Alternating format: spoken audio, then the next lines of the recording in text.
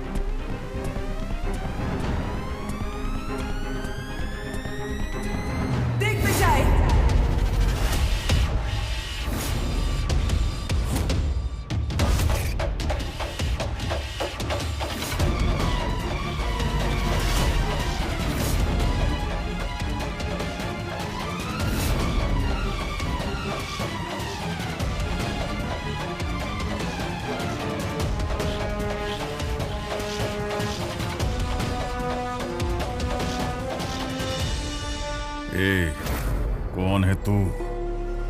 क्यों? याद नहीं आ रहा है क्या? अभय, ये तो आपको रास्ते पर मिली इसलिए आप ले आए थे इन्हें, और ये ऐसी कैसी बातें कर रही हैं? मैंने तो देखकर ही कहा था कि इन्हें यहाँ लाकर गलती हो गई। नहीं, इसने कोई गलती नहीं की। इसने मुझे यहाँ लाकर बहुत अच्छा काम किया है। सही कहा ना नंदेश?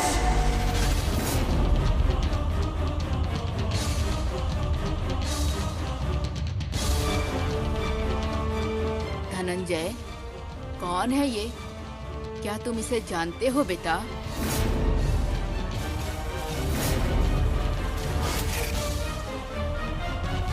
हे भगवान, नागमाता, अब ये यहाँ किस लिए आई है? आपकी अपनी ही संतान ने आपको धोखा दिया है माँ जी। ये आपका बेटा धनंजय नहीं है माँ जी, ये आपका बड़ा बेटा दिग्विजय है।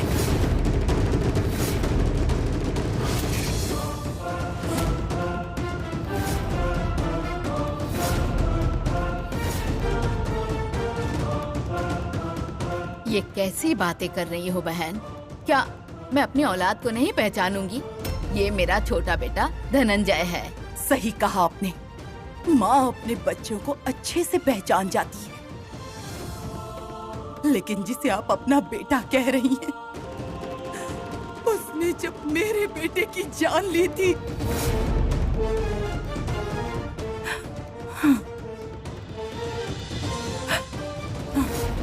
तब मेरा कलेजा फट गया था।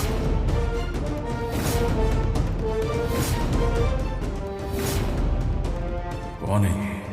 इसे इतनी सारी बातें कैसे पता? कुछ तो करना पड़ेगा। देखिए, आपको कोई गलत फहमी हुई है, इसीलिए आप कुछ भी बोलती चली जा रही हैं। मंगलसूत्र बांधने वाला तुम्हारे सामने होते हुए भी तुम उसे पहचान नहीं पाई और मुझसे कहती हो कि मुझे गलतफहमी हो रही है। ये तुम्हारा पति है, धनंजय के भेष में खड़ा दिग्विजय है। इन्हें मैं यहाँ लेकर आया, लेकिन ये इतनी अजीब बातें क्यों बोल रही हैं? लगता है कि इनकी बातों में वो सच्चाई है जिसे मैं ढूंढ रहा हूं। अभी चुप रहना ही ठीक होगा। देखते हैं आगे क्या होता है। नंदेश, दिग्विजय की परछाई हो ना तुम। साथ होते हुए भी दिग्विजय को पहचान नहीं पाए। पूरे नाटक का सूत्रधार, निशब्द शत्रु। ये दिग्विजय दिखने वाला शत्रु है, लेकिन तुम अदृश्य शत्रु हो।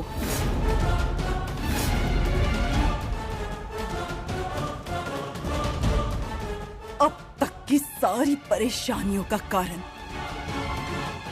सिर्फ और सिर्फ तुम ही हो नंदेश। पता नहीं आप क्या बोल रही हैं। क्यों? तुम कुछ भी नहीं जानते? नहीं। ओह, नागलोक के बारे में भी नहीं जानते? नहीं। नागमणि के बारे में भी नहीं?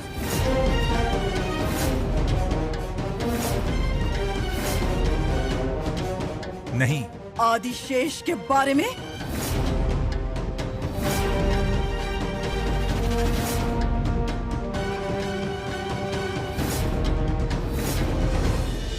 नहीं।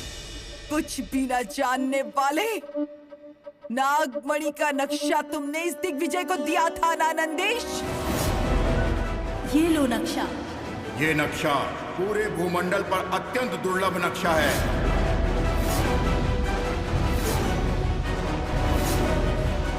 उसी की वजह से इसने और तुमने और तुम्हारे दुष्ट साथियों ने मिलकर मेरे बेटे आदिशेष को मारा।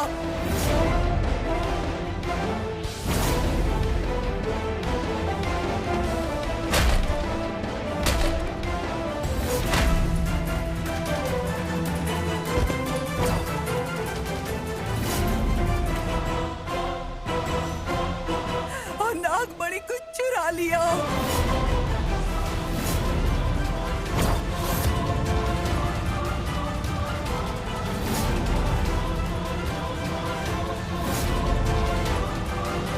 मेरे बेटे की मृत्यु के तुम भी उतने ही जिम्मेदार हो नंदीश। तो फिर तुम अब तक जीवित क्यों हो?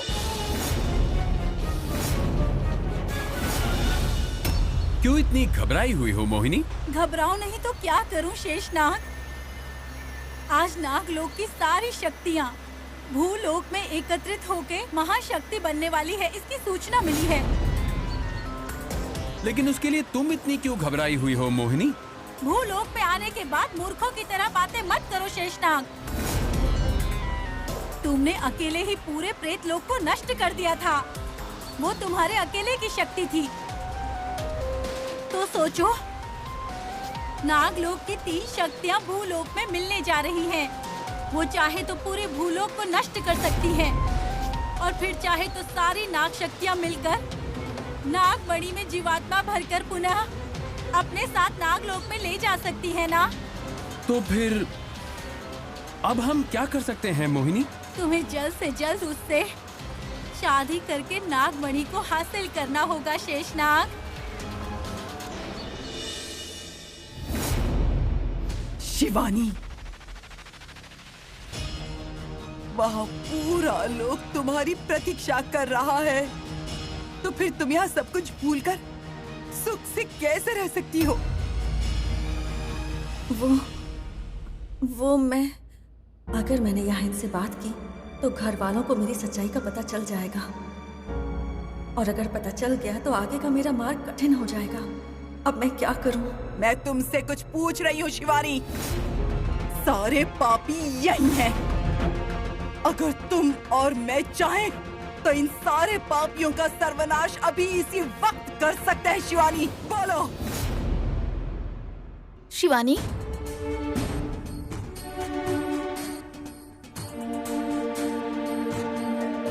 ये क्या हो रहा है बेटी? इन्हें हमने कभी नहीं देखा, और ये हम सबके बारे में कैसी बातें कर रही हैं? और छोटे मालिक को बड़े मालिक कह रही हैं। और तो और मेरे पति को शत्रु कह रही हैं। ये सब क्या हो रहा है बेटी? बोलो शिवानी, 26 साल पहले तुम्हारे पति को नागमणि के लिए इन दुष्टों ने जान से मार दिया था और वहाँ से भाग निकले थे। ये बात सबको बता दो शिवानी, सबको बता दो।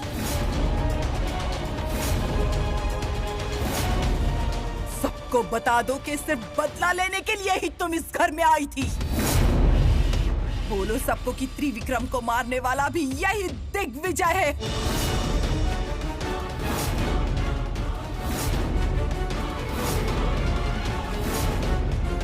बता दो सबको कि तुम्हें और त्रिशूल को मारने आए इस दिग्विजय को भूगर्भ में तुम दोनों ने ही धकेल दिया था। बताओ बताओ सबको कि तृष्णा और दाक्षायणी जैसे मंत्रवादियों से अपना चेहरा बदलवा कर आया है ये दुष्ट दिग्विजय। रीना और अजित की जान लेने वाला पापी भी यही है। आज बता दो सबको।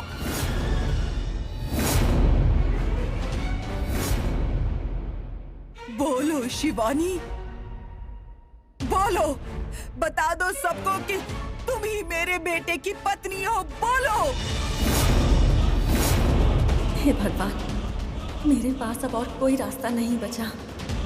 मुझे सच को छुपाना ही होगा। मुझे माफ करना परमेश्वर, माफ करना नाग माता। बोल दो कि तुम नागलोक की होने वाली महारानी थी। बोल दो। शिवानी, ये सब क्या है बेटी? क्या इनकी बातों में सच्चाई है? देखिए माँ, मैं आपका दर्द समझ सकती हूँ। शांत हो जाइए।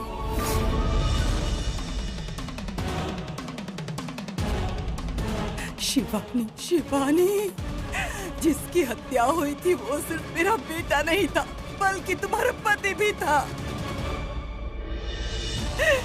क्या तुम उस दर्द को भूल गई? आप ऐसा क्यों बोल रही हैं कि मेरा पति आपका बेटा है? मेरे पति का नाम त्रिशूल है, इस घर का बेटा। लेकिन फिलहाल वो यहाँ नहीं है। कृपा करके आप ऐसे कुछ भी मत बोलिए। आपके बोलने के हिसाब से आज से 26 साल पहले मेरी शादी हुई थी। ये कैसे मुमकिन है? क्योंकि मैं तो अभी अभी 25 साल की हुई हूँ। ये तुम क्या कह रही हो शिवानी? देखो। ओह, तो इसका मतलब महागुरु सही कहते थे। तुम इस लोक पर आकर धोखा दे रही हो। हे परमेश्वर, ये कैसी घोर विडंबना है, कैसी घोर विडंबना, कैसी घोर विडंबना है, कैसी घोर विडंबना।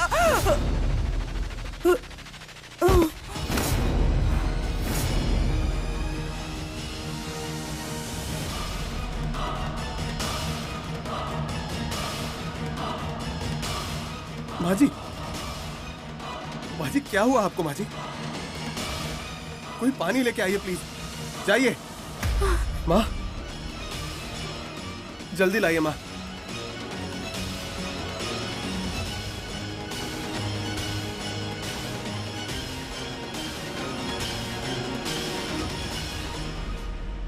माँ जी, माँ जी, क्या तमाशा चल रहे हैं? पुलिस अधिकारी किसी अनजान औरत को घर ले आया और ये यहाँ नाटक कर रही है। सब चुप हैं। क्या इसकी बातों पर आप विश्वास करेंगे?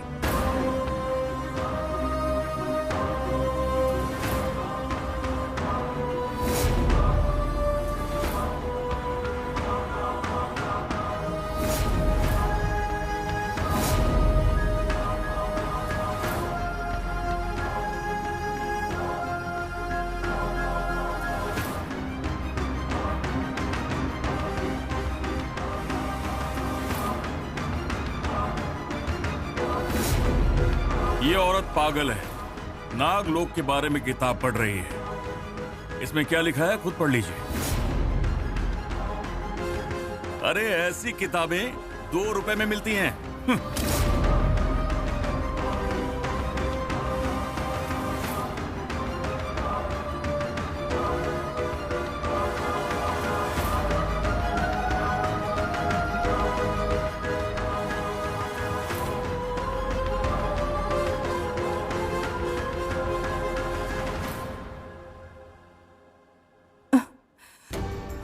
शिवानी, मुझे तुमसे ये उम्मीद नहीं थी।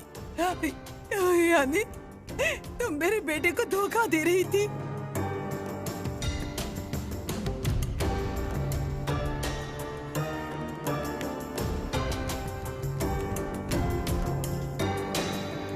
गलती कर दी, बहुत बड़ी गलती कर दी तुमने शिवानी। अभय, ये कौन है? बेटा, इन्हें यहाँ से ले जाओ तुम। ऐसी बातें करने वाले के लिए हमारे घर में कोई जगह नहीं है।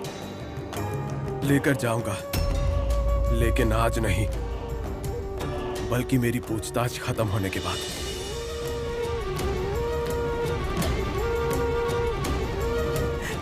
माँ जी, बड़ी गलती कर दी, बहुत बड़ी गलती कर दी तुमने।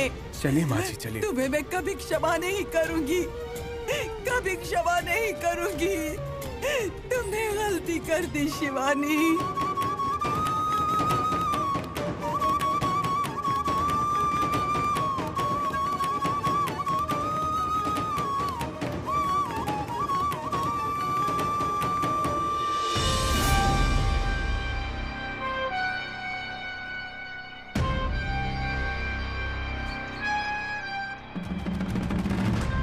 ये कुछ बोल भी नहीं रहा, क्या इरादा हो सकता है इसका?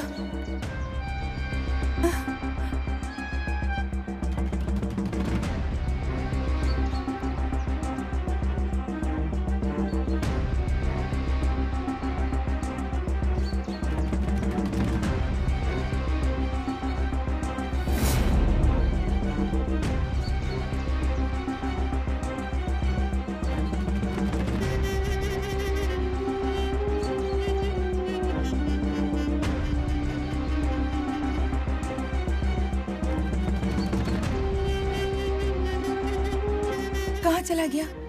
दिखाई नहीं दे रहा। क्या वो मुझे घर तक सुरक्षित छोड़ने के लिए आया था? दमयंती, ये क्या बात हुई? अचानक एक अनजान औरत हमारे घर आती है, मेरे बेटे से चिल्ला के बहस करती है और कहती है कि ये धनंजय नहीं है, बल्कि ये तो दिग्विजय है। मुझे उसकी बातें अजीब सी लग रही है। इसका क्या मतलब है? माँ जी, वो सब लोग बातें कर रहे थे ना कि उसका दिमाग खराब हुआ है। आखिर इस घर में चल क्या रहा है? कुछ भी समझ नहीं आ रहा। ये सब कुछ उस पुलिस वाले का नाटक है। भगवान, आपने सुना ना उसने क्या कहा? धनंजय मेरा पति है। धनंजय मेरा पति कैसे हो सकता है? मुझे तो ये लगता है कि उस पुलिस ऑफिसर को हमारे ऊपर कुछ शंकाएं हैं, इसीलिए तो उस औरत को यहाँ लाकर इस घर के बारे में जानकारी हासिल करने का नाटक कर रहा है। पक्का वो कुछ छानबीन कर रहे हैं और मुझे लगता है जानबूझकर वो ऐसी बातें कर रहे हैं। तभी तो मुझे लगता है हमें सारी बातों को भुलाकर चुप रहना ही बेहतर होगा। तुम्हारे कहने का मतलब है कि उसे उसके हाल पे छोड़ दे और हम हमारे हाल पे रहें? हाँ माँ जी, नहीं तो उस पुलिस ऑफिसर अभय ने उन्हें घर से निकलने की बजाय यहीं क्यों रोक कर रखा? क्या आपको नहीं लगता कि जरूर इसके पीछे कोई चाल है? सच और झूठ का कभी ना कभी पता चल ही जाएगा ना। और वो जो औरत है उससे कोई बात नहीं करेगा, हम आपस में ही बात करेंगे। ठीक है बेटी। द्रोही,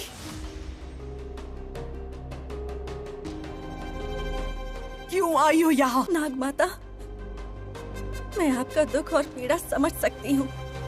मैं जानती हूँ कि इस वक्त आप बहुत परेशान हैं, लेकिन मुझे भी अपनी बात कहने का एक अवसर तो दीजिए। नाग कभी झूठ नहीं बोलते, ना कभी झूठी दुनिया में रहते हैं।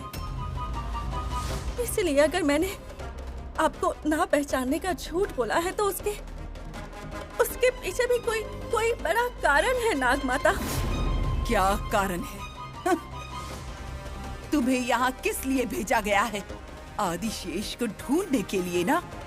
तो उसके लिए तुम्हारा क्या कर्तव्य है? नागमणि को ढूंढकर पुनः नागलोक में ले जाना। मैं वही कर रही हूँ नाग माता। नागमणि की जीवात्मा उससे दूर हो चुकी है। नागमणि में जीवात्मा वापस लाने के लिए मैं सबसे कठिन सुमंगली व्रत भी कर रही हूँ नाग माता। अगर ये सुमंगली व्रत पूरा हुआ तो नागमणि में जीवात्मा वापस आ जाएगी, शक्ति वापस आ जाएगी। और ये सब मुझे एक महास्वामी ने बताया था। और ऐसे में आप यहाँ आकर अगर मेरी सच्चाई बता देंगी कि आप नाग माता हैं और मैं एक नागिन हूँ, तो फिर घर वालों को मुझ पर संदेह हो जाएगा। फिर मैं अपने आदिशेष को कैसे ढूंढूंगी? और उनका संदेह मेरे सुमंगली व्रत में भी बाधा बन सकता है नाग माता। अब इस व्रत को अगर आधा अधूरा ही छोड़ दूंगी तो नागमणि में जीवात्मा कैसे वापस आएगी? नागमणि नागलोक को नहीं मिल पाएगी। ये सच है नाग माता। बस इस कारण की वजह से मैं अपनी सच्चाई किसी को नहीं बताना चाहती, किसी को नहीं बताना चाहती। कृपया करके मुझे क्षमा कर दीजिए। इतना बताने के बाद भी अगर आपको मुझ पर विश्वास नहीं तो आप मुझे श्राप दे सकती है नाग माता। मेरी आत्मा बिना गति के, बिना शक्ति के अनंत वायु में हमेशा भटकती रहे, ऐसा श्राप दे दीजिए नाग माता। मुझे तुम्हारी बातों पर विश्वास हो गया है शिवानी। जब मैं भूलोक आई तब इस घर में प्रवेश करने के बाद एक अजीब सी उलझन महसूस होने लगी। सामने खड़े सारे लोग शत्रु के भांति लगने लगे और मैं समझ नहीं पा रही थी कि मैंने ऐसा क्यों बोला। आपने क्यों कहा कि धनंजय ही दिग्विजय है और नंदीश आदिशेष की हत्या में भागीदारी है? मैं नहीं जानती, लेकिन उस वक्त मुझे अपने मन में बड़ा ही अजीब सा महसूस हो रहा था।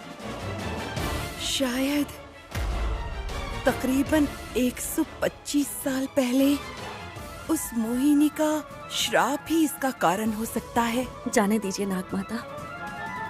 आदिशेष की मृत्यु का कारण कौन है ये तो सिर्फ आदिशेष ही बता सकता है। और ये सब तो तभी पता चलेगा जब सुमंगली व्रत पूरा होगा। उस औरत ने जो कुछ भी कहा, अगर वो बातें सच हैं तो नंदीश के बारे में भी सच कहा होगा। क्योंकि उसने मेरे बारे में सब कुछ सच ही बोला है। फिर वो भी तो बड़े मालिक हो ही सकते हैं ना। वही तो राज का पता लगाना पड़ेगा। मुझे खुल के बात करनी होगी। जवाब मिलेगा। जरूर मिलना चाहिए।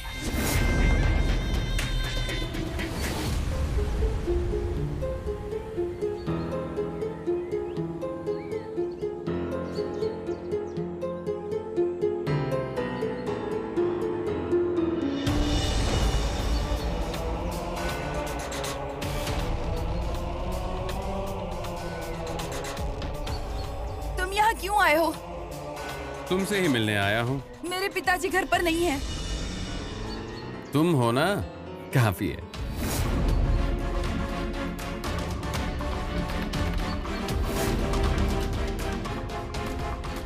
मयूरी, जब भी मैं तुम्हें देखता हूँ ऐसा लगता है जैसे बारिश में किसी मोर को नाचते हुए देख रहा हूँ। जब भी तुम्हारी आवाज सुनता हूँ तो ऐसा लगता है कि सुर की देवी गा रही है। उन त्रिमूर्ति की कसम मयूरी, तुम ही मेरा प्यार हो।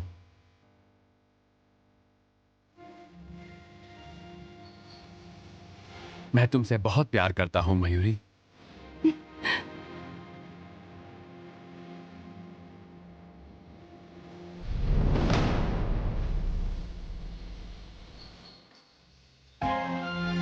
कहाँ चला गया ये? कहीं दिखाई नहीं दे रहा। उसने जो कहा उसे मैंने देखा।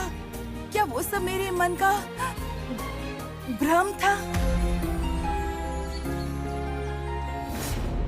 मायांगिनी मेरी शत्रु है, मुझे पता है नागमाता, पर शत्रुओं को हराना और जवाब ढूंढना, इन सबसे ज्यादा जरूरी मेरा व्रत है। इसलिए तब तक मेरे मन में ना कोई द्वेष ना कोई क्रोध आना चाहिए। व्रत के लिए सिर्फ श्रद्धा और भगवान के लिए भक्ति होनी चाहिए। लेकिन शिवानी, तुम सावधान रहना, वो मायांगिनी है।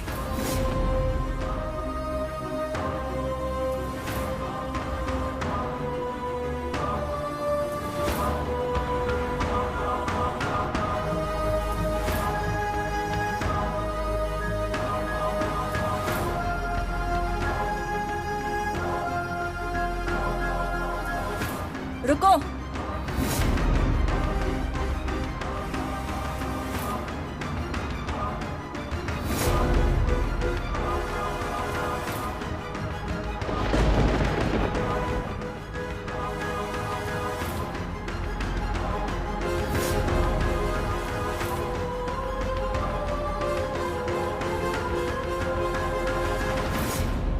अब तो तुम समझ गई होगी ना कि मुझसे कुछ छुपाया नहीं जा सकता। बोलो, तुम्हारा क्या उद्देश्य है, बताओ। क्या हो सकता है? आदिशेष को मैं अपना बनाना चाहती हूँ। वो मेरा पति है। उससे पहले वो मेरा प्रियतम है। उसका पुनर्जन्म इस भूलोक पर हुआ है। यहाँ वो मेरा पति है। भूलोक पर हुई शादी का नागलोक पर कोई मोल नहीं है। मेरी शादी मेरे आदिशेष से हुई है।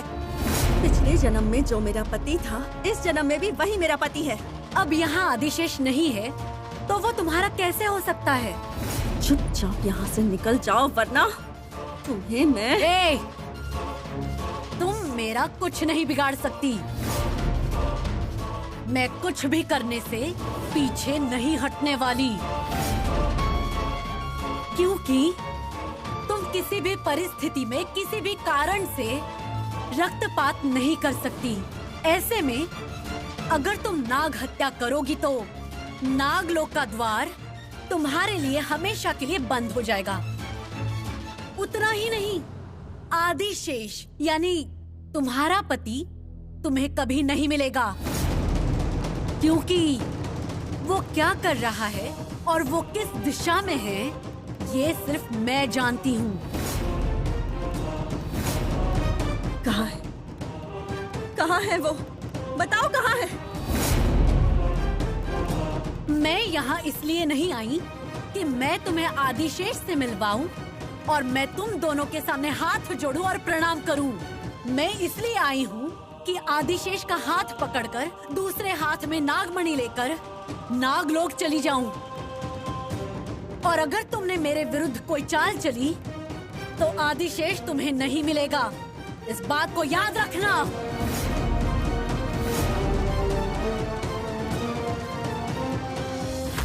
नंदीश। जी छोटे मालिक। क्या उस औरत की बातों में सच्चाई थी? आप ही बताइए। उस औरत ने आपको बड़े मालिक कहा। छोटे मालिक के भेष में आप ही हैं क्या मालिक? तुम्हारा दिमाग ठिकाने पर तो है? उसने जो कहा उससे मेरा कोई वास्ता नहीं। जरा सोच कर बोला करो। हाँ बिल्कुल, मैं भी वही सोच रहा था मालिक। अगर आप बड़े मालिक होते तो मुझसे जरूर कहते कि नंदिश ये मैं हूं, दिग्विजय हूं मैं। क्योंकि बड़े मालिक मुझसे कभी कोई बात नहीं छिपाते थे। पहले मुझे पता लगाना होगा, तब तक मैं किसी को भी अपनी सच्चाई नहीं बता सकता। अगर ये मेरा शत्रु हुआ तो मेरी कही बातें मेरे लिए समस्या बन सकती हैं। छोटे मालिक, अगर बड़े मालिक होते तो ये सवाल नहीं पूछते।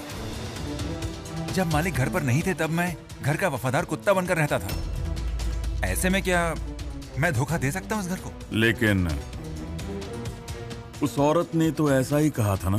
उसने मेरे बारे में ऐसा कहा तो आप ये सब पूछताछ कर रहे हैं? फिर तो उसने आपके बारे में भी बहुत कुछ कहा है, तो क्या मैं भी? लेकिन मैं नहीं मानता कि उस औरत का दिमाग जरा भी ठिकाने पर है। कोई गलती हुई हो तो मालिक मुझे माफ कर दीजिएगा।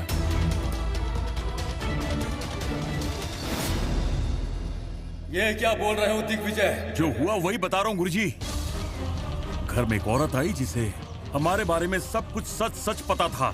उसने मुझे देखा और सबके सामने कहा कि मैं ही दिग्विजय हूँ। आदिशेष को मारकर नागमणि मैंने चुराई है, ये कहा उसने।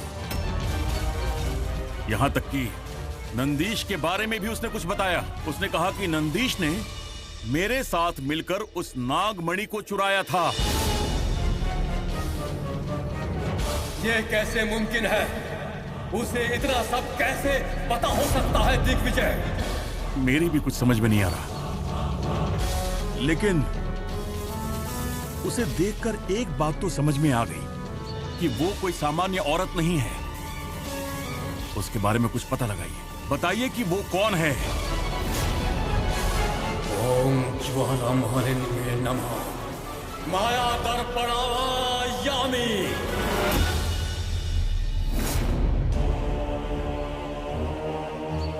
माया मसूर, उसके घर में जो औरत आई है बताओ वो कौन है?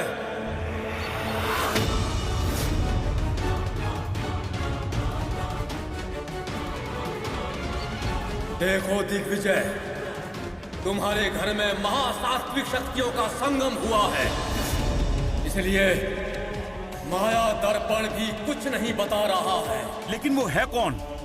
और मेरे घर में उसने ये सारी बातें सबके सामने कही हैं।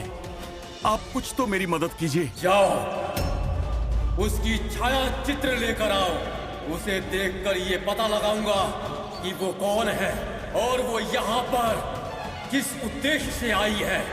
ये जानना जरूरी है। जाओ।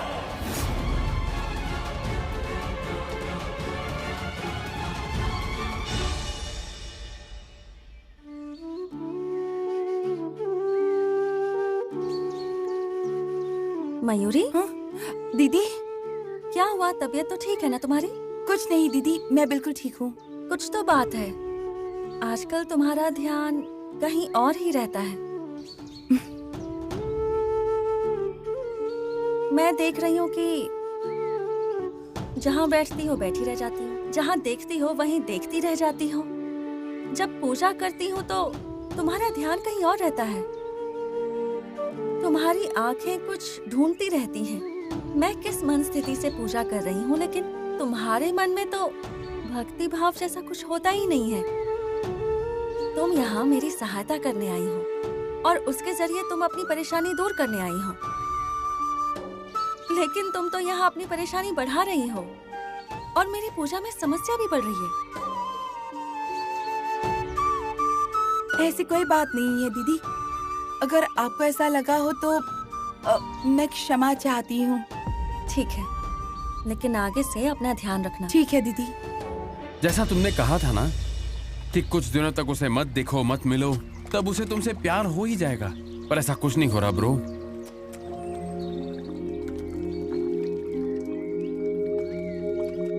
देखो, कभी कभी मन की भावनाएं प्यार में इतनी जल्दी नहीं बदलती हैं। इन सब चीजों में बहुत समय लगता है और समय देना भी चाहिए। अगर ऐसा है तो फिर मैं ऐसा क्या करूं? कुछ तो करना ही होगा। अगर वो किसी मुसीबत में हो तो तुम्हें उसे बचाना होगा। ऐसा कुछ करना होगा। तो जब तक उस पर मुसीबत ना आए मुझे इंतजार करना होगा? हाँ यार, इंतजार करना होगा। अबे पागल, मुसीबत का इंतजार नहीं करना है, तुम उसे मुसीबत से बचाओ। ऐसी कोई सिचुएशन हमें क्रिएट करनी होगी और उस मुसीबत से जब तुम उसे बचा लोगे तब उसकी नजर में तुम हीरो बनोगे।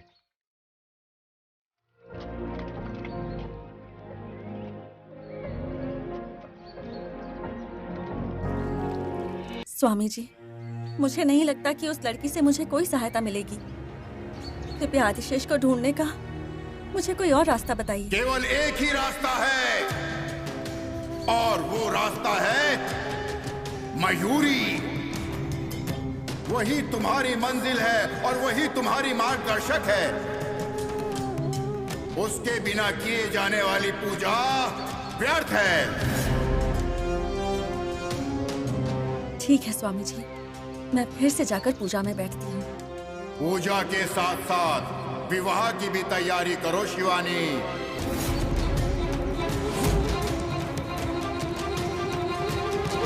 किसका विवाह? मयूरी का विवाह।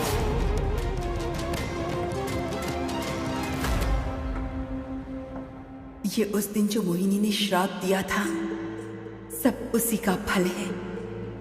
अगर दूसरे लोक से कोई आ जाए तो नाग लोक वाले दिशा भूल जाते हैं कि आज की मेरी इस परिस्थिति का कारण उस दिन का दिया हुआ श्राप ही है।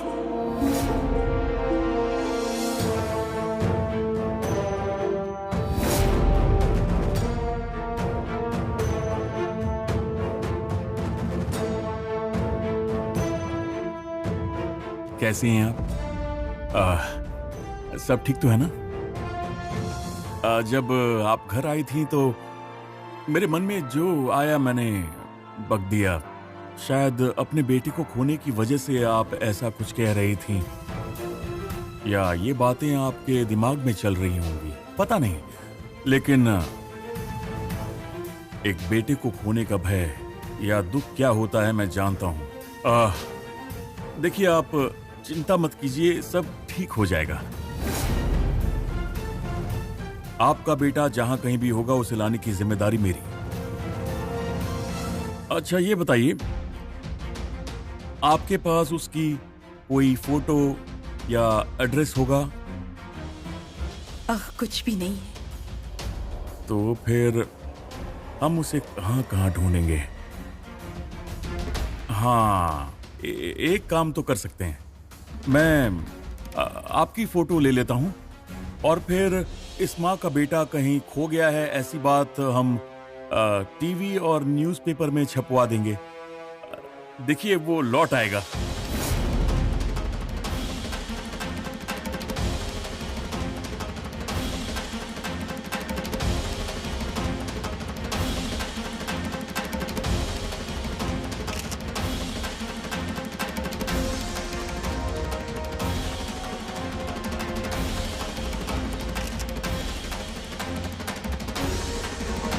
ठीक है, आप रेस्ट कीजिए।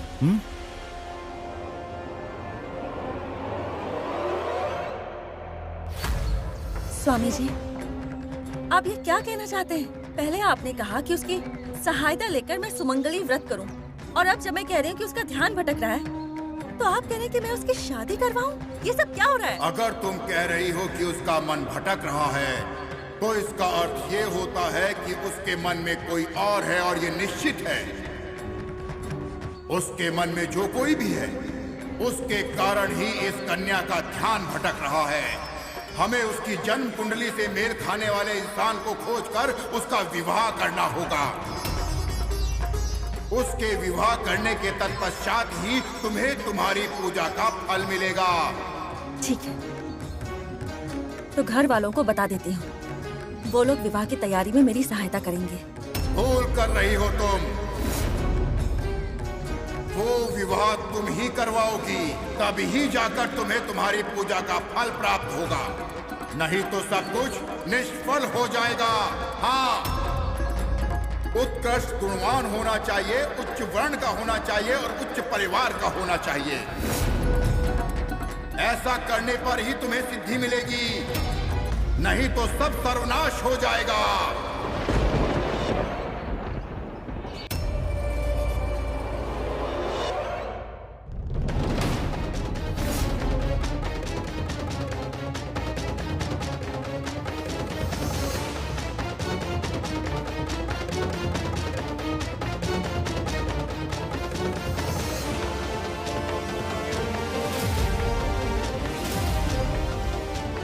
ये कैसे हो सकता है?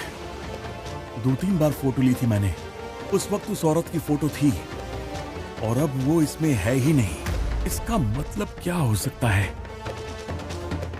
अरे, क्या ऐसा हो सकता है कि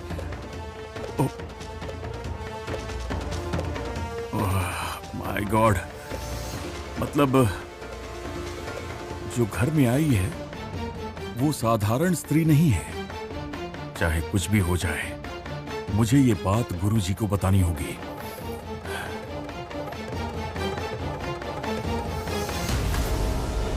नाग माता, मैं मंदिर जाकर आती हूँ। जाकर आओ शिवानी, तुम्हारा कल्याण हो, तुम्हारा व्रत सफल हो। जब तक मेरा बेटा आदिशेष नहीं मिलता तब तक मैं उपवास करूंगी। जब तक मैं अपने बेटे आदिशेष को देख न लूं, मैं जल पान बिल्कुल ग्रहण नहीं करूंगी। ये मेरा आखिरी निर्णय है। अब मैं चलती हूँ नाग माता। मेरा आशीर्वाद तुम्हारे साथ है।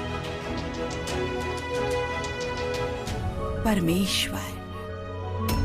शिवानी जी, जिस औरत को मैं यहाँ लेकर आया हूँ, उनके साथ आप बहुत देर तक बातें कर रही थी। बात क्या है? मैं बहुत कंफ्यूज हो रहा हूँ। क्या आप उन्हें पहले से जानती हैं या कोई ऐसी चीज है जो आप मुझसे छुपा रही हैं? नहीं, ऐसा कुछ नहीं। मैं उन्हें नहीं जानती, लेकिन वो कह रही थी कि जब तक उनका बेटा नहीं मिलता वो उपवास करेंगी, इसलिए जल्द से जल्द त्रिशूल को ढूंढ दीजिए। लेकिन इनका बेटा लापता है तो मैं त्रिशूल को क्यों ढूंढूंगा?